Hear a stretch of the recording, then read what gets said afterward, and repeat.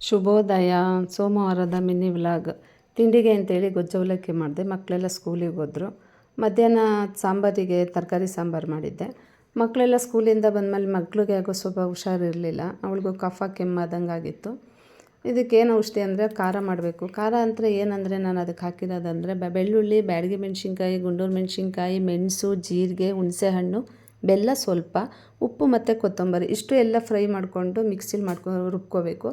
ಮಿಕ್ಸಿಲಿ ರುಬ್ಬಿದ ಮೇಲೆ ಬಾಣಲಿಗೆ ಹಾಕಿ ಬಾಣಲಿಲಿ ಸ್ವಲ್ಪ ಎಣ್ಣೆ ಹಾಕಿ ಇದು ನೀರಿನಂಶ ಪೂರ್ತಿ ಹೋಗೋವರೆಗೂ ಫ್ರೈ ಮಾಡ್ಕೋಬೇಕು.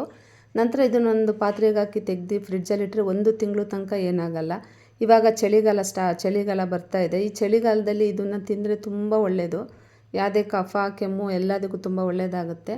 ಮಾಮೂಲಿ ಹೆಂಗಿದ್ದಾಗ ಇದಕ್ಕೆ ಸ್ವಲ್ಪ ಮೊಸರು ತುಪ್ಪ ಹಾಕ್ಕೊಂಡು ರೊಟ್ಟಿ ಚಪಾತಿ ಅದ್ರ ಜೊತೆ ತಿಂದ್ರೂ ತುಂಬ ಟೇಸ್ಟಿಯಾಗಿರುತ್ತೆ. ನೀವು ಮಾಡಿ ಟ್ರೈ ಮಾಡಿ, ತುಂಬ ಚೆನ್ನಾಗಿರುತ್ತೆ.